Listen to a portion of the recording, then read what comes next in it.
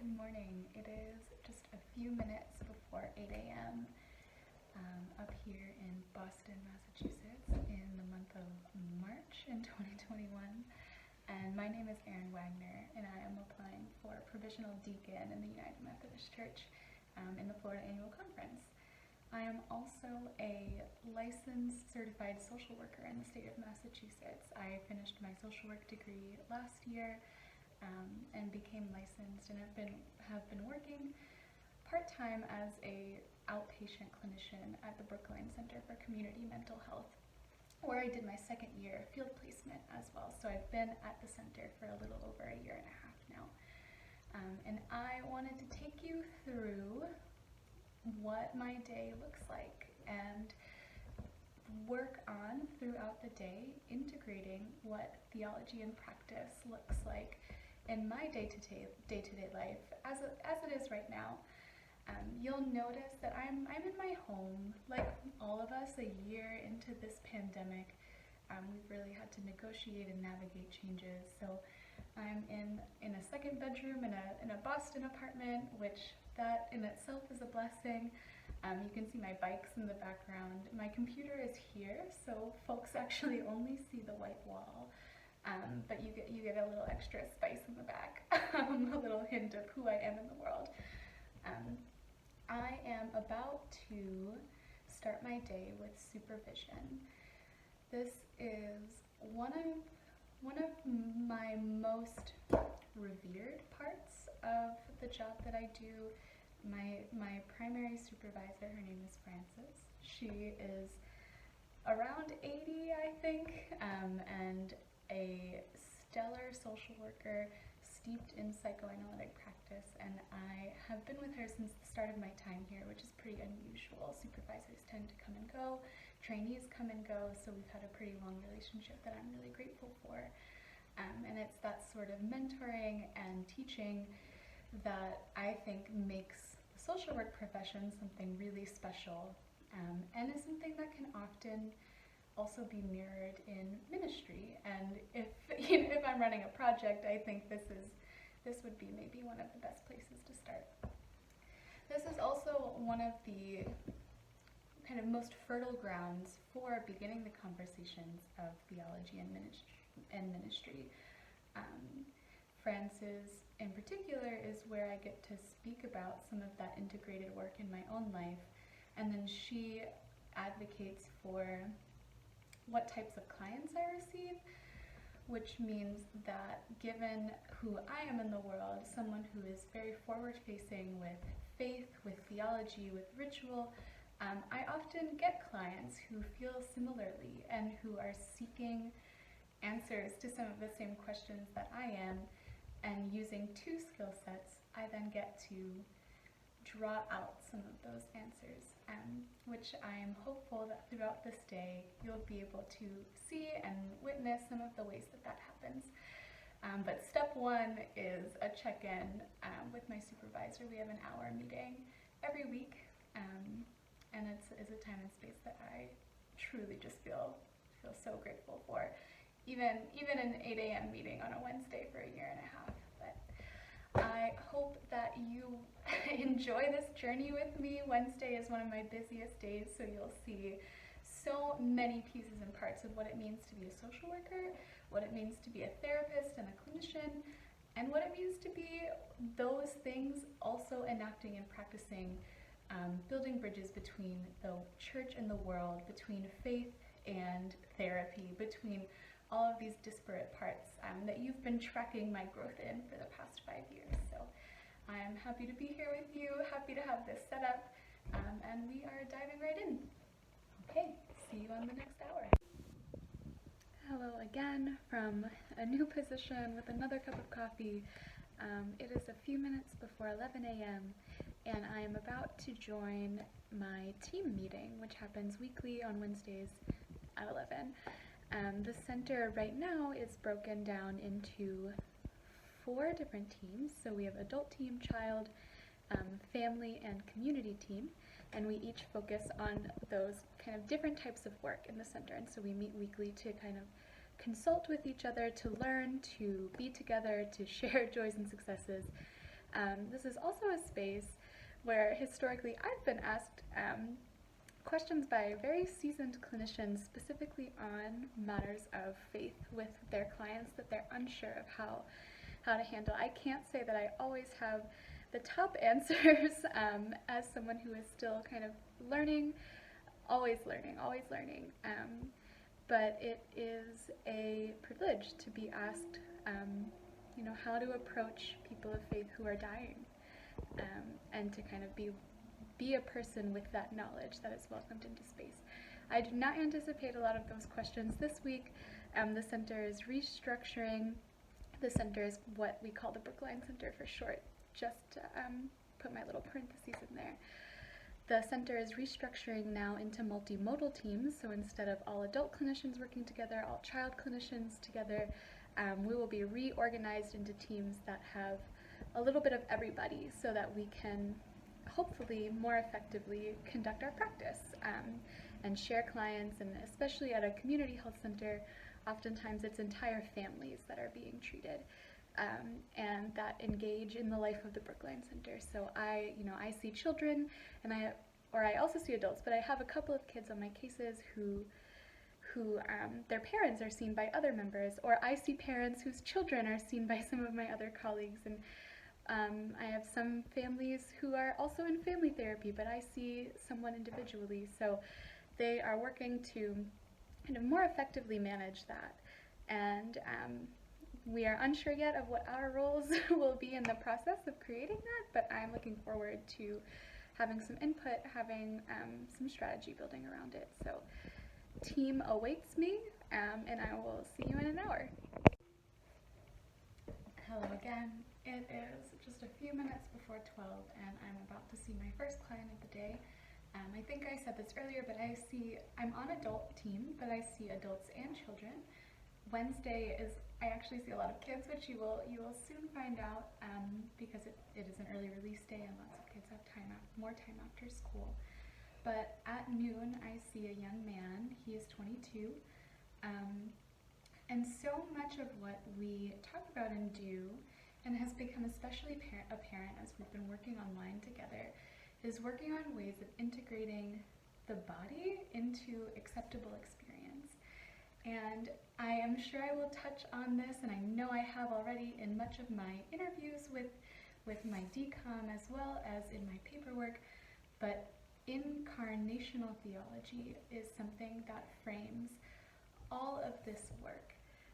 And I bring these two things together, the incarnation and the meaning that it has that Jesus came in a body, and what we know scientifically, physiologically, psychologically about the experience of having a body in the world. So our work is on integrating, on being in the present, on trusting the experience that happens, and knowing that it gives us information from which we can make our decisions. So I hope that after I meet with this young man, I can come back and share some of the interventions that I plan on using to help begin to foster some of that integration and awareness. So I just finished my session with this client that I described in the last segment, and I think something that strikes me every time I meet with him and a few other folks that I see is just how hard and scary it is to feel present, to be in our bodies, to be in the moment, and then to access and acknowledge the truth of what comes up when we do that. There's pain and there's hurt. And I think all of us, me included, have encountered some of those times in which we want to distance and we want to push away and we want to scroll our phones or reach for something that feels helpful and numbing. But I think what I want to do here, and it's a tool that I often like to use, is to actually invite you into some imagination. I want you to imagine that you are holding the juiciest, most yellow lemon that you've ever seen. You can close your eyes if that feels safe and comfortable, or you can just be in this moment with me and maybe think of yourself pulling it from the tree or picking it up at the supermarket or the farmer's market, wherever you can find this. And you roll it between your hands. You feel how firm it is. You feel the dapple of the lemon skin, how it's not completely smooth. You notice if it's cold or if it's warm because it's been in the sun. And I want you to imagine being at your kitchen counter and taking that lemon and rolling it on the counter, knowing that we're gonna get good juice. And now imagine yourself cutting open that lemon right in half. And you can see what comes out. You can see its little segments. You can see its seeds. And now I want you to imagine taking a half of that lemon and placing it on your tongue. And now tune into what's happening to your body. What do you notice?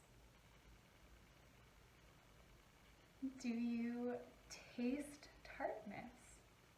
Has your mouth actually begun to water? Did you make a puckered face the moment you imagine that lemon come to your mouth?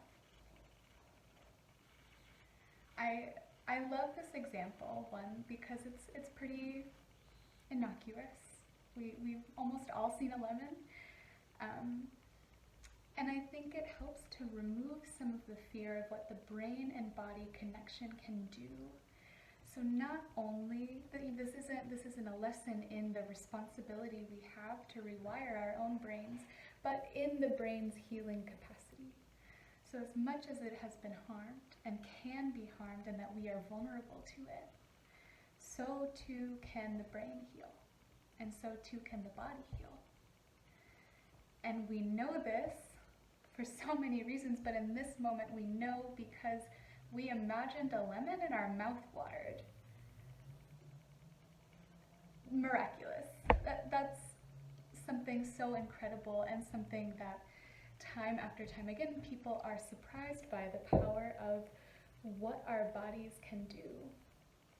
And what I'm in the business of healing. And so much of that is stored inside of us already. So, on that note, I have a break now. I will be taking care of my own body, eat lunch. It is in the 50s in Boston today, which is hot. It's springtime, so I think I'll be going for a walk, and I will see you in an hour. Hello again. I'm doing a little bit of multitasking to make sure everything is on board, but what I am about to do is facilitate a group for 10 and 11-year-old boys on the autism spectrum. In this new world that we're in and all trying to manage, I've actually never met these kids in person. Well, I did used to run a group at the same time as them, and I would kind of witness them run in and out of the building in full-body boyhood, but I've only been with them in a clinical role online, which has proven a big and creative challenge, I would say, on how to keep these kids engaged and learning and feeling connected.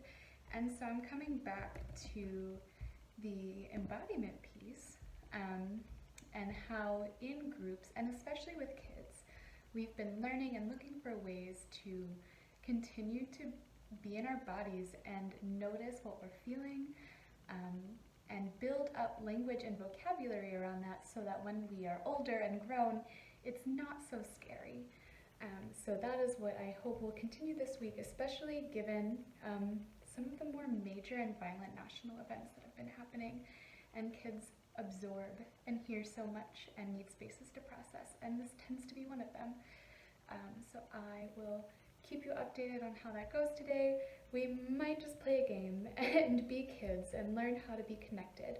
The group itself is called Sparks, S-P-A-R-X, So supported play and relational connection is what the group is for. So really teaching those kind of fundamental social and play skills that kids on the spectrum can really miss sometimes. And that may seem so obvious to me and you, but really take a lot of brain power. So that is up for the next hour. It is 2 o'clock, and I will see you after. So group today was as lively as anticipated. Some of you who are parents who might be watching this might find this experience just so familiar, where when big feelings and big energy comes, it is so fun and challenging to know how to start to learn how to have it pass. So we did some mood checking, some energy checking, some balloon breathing, where I'm gonna roll my chair back, you breathe in, and then you let it out like a balloon, which that noise has a particular amount of purchase among this age group. So, and then we played a group game and facilitated dialogue and conversation and working together. So always a energetic part of my week for sure. Coming up next, I have a 16-year-old girl who is actually she just turned 17, and she's a junior in high school. And this client is actually so interesting and so relevant to this work, because she's a young woman. She's in this phase of identity development, which you think of like late adolescence, early 20s, and she is Jewish. And she is just starting to lean into some of this Jewish identity, which has been so interesting and such a privilege for me to be a part of, because she's bright, she questions, and right away, but when she wanted to start talking about it, she asked me if I had a faith background, with genuine curiosity. And in a lot of ways, in therapeutic practice, there's a tendency to push away those questions. And to some extent, of course, I will do that, as so much space that I fill up in the room that can often mean less room for clients who are looking to tell their stories and have them be heard. But I answered her thinking, this is clinically appropriate to build a relationship this way, and knowing what is kind of happening in teenagers' minds who are feeling and looking for connection. And so I said, yes, I am a Christian. I do practice my faith. I study it. And that was such an easy way to soothe some of that anxiety coming up with her in how can I talk about this thing that's happening inside of me. So we talk almost weekly about her Jewish identity, about what it means to be a person of faith in a world that is pretty secular.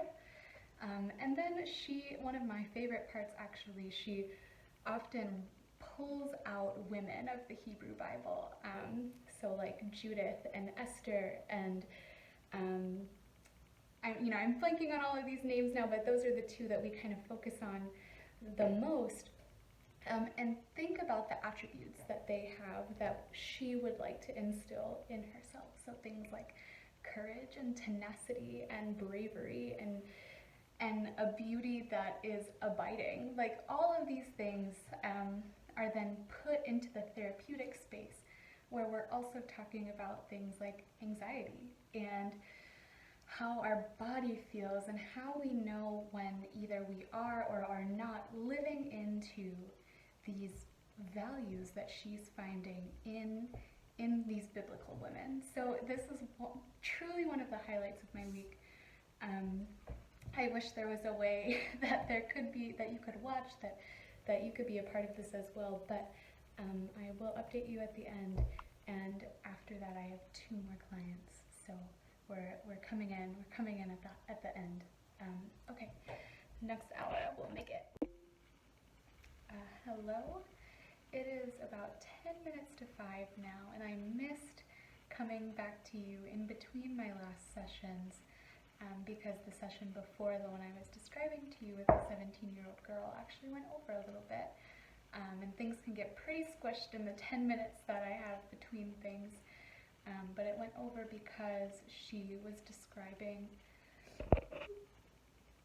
my battery's low, gotta get on it, but she was describing acts of anti-Semitism that she's experienced, and so we got to actually focus and engage with our bodies on how to increase feelings of safety. And some of the strategies that we used at the end were to recognize where those feelings of fear and lack of safety tend to happen. So those centers in your brain are back here, like where kind of those primal instincts to run or to freeze are. And those get activated in our hips and in our spine and in our legs, so we can be prepared to get a move on when we hear of scary things. So when we think about these mass shootings that have been happening, I hope that folks are able to take moments to give their bodies a scan, to witness themselves where they're carrying that pain, and then be able to make decisions on how to act, on how to care for one another, on how to share those feelings of fear and rage and grief that can often come up. So one of the things we did, and I learned this from Resmaa Menakem, who writes a book called My Grandmother's Hands, which is an excellent book on race and trauma and spirituality even, but he writes about how some of that center is in your hips, and so to actually take a moment to, from your core, really turn your body and look behind you. It's both ways, from your hips. And when we look behind us, we know that we are safe. We're telling this back part of our brain that we are not in danger. And another thing that I like to do, you can't see my feet, so I'm going to use my hands, but to keep our feet flat on the floor, because when we want to run, we come up on our toes. So we're going to keep our feet flat. And see if you can exchange the amount of pressure in your feet without lifting them up. So on one side, maybe on your right foot, you lean in and notice those spaces that feel sticky, that feel maybe painful or tense. And then on the other side, when we lean, we maybe think of a state that we would like to move into, where we want to move into spaciousness, or calm, or reduced anxiety. And so without picking up your feet, you're just kind of changing pressure. We think about what it might be to titrate, to use a fancy word, between spaces. And in this, we start to rebuild some of that brain-body connection, because we're listening to the sensations that our body's sending us. And we also increase our capacity to make connection. When we are feeling safe, when we are feeling secure, we can reach out to others. We can check in. We can share our pain. We can witness. And so I think about this in church contexts. When our bodies don't feel safe when we walk into a church building, what happens to our community? I should get back to more on that, but I do have to prep for my next and last session. I have a parent meeting for another kiddo that I see. And the last session that I just had was also with a teen. We worked on mood charts and finding language to help even describe some of the things that we're feeling. So you notice people kind of in all storylines, all different ways of being and different needs. So headed into my last one, I will catch you on the way out. So I just finished my parent session, the last session of the day, and now you have all walked with me or watched with me through 5 therapy sessions and 2 group meetings that take place on Wednesdays. Sometimes there's more, sometimes there's less, but this is a pretty good picture of what I do in the world, who I am with, and how it works. A little less movement than there typically would be outside of COVID, and a little less than I'm hopeful for in the future, especially as things start to open up. But this kind of corner of the room is where it happens. The meeting that I just had was actually a very good one. One of the children that I see is 11 years old. He's about to be 12, super proud of it. And he is doing so much better. We work on anxiety, emotional and body regulation, managing response, so that, not to, out myself as a seminarian, which we all know that I am. I think of Schleiermacher and that space in between, and Viktor Frankl, that the thing happens, and then there is a moment, and then we can respond. So then there's the reaction. So what we work on is increasing that space in between, so that our reaction is what we would want it to be, and what is most aligned with who we are. And even though that meeting was a successful one, was one that I was so happy to be a part of, and like what a gift and a privilege it is to be a part of this child's life, I think often about therapy and clinical work as some of our Christian mandate, our what we are compelled to do is to sit with people in the dark. And I think about this especially around this time of year, where Easter is approaching, this big day of resurrection, of light, of pastel colors, when the day before is Holy Saturday, the thing that gets skipped over. And so we have theologians like Shelley Rambo, who teaches at Boston University, who focuses the efforts of Christian love on what it means to make it through Holy Saturday, when we truly believe that Christ has died, and we don't know the ending of the story yet. And so for the folks that I see, we don't know the ending yet. I can hold the hope. I can hold the hope of healing when it's impossible to hold for those on the other side. But we don't know what it'll look like. And to be a person that gets to stay in that space with someone that isn't afraid, that doesn't run away, that's my calling. That connects this story, this grand narrative that we are a part of as children of God, to these, I'm pointing at my computer, but to the stories of children of God, to the lives, to the particularities, to the embodied flesh and blood realities of what it is like to experience vulnerability. And a word I know I have used throughout this day. And so that is my call as a deacon, that is my call as a social worker, that is my call of the two things together.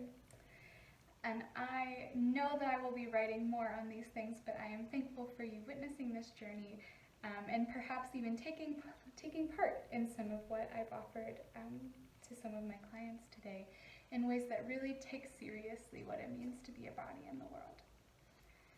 And with that, I finally say good night, goodbye, be well, and I hope that through this there are ways that you can take care. Okay. Thank you.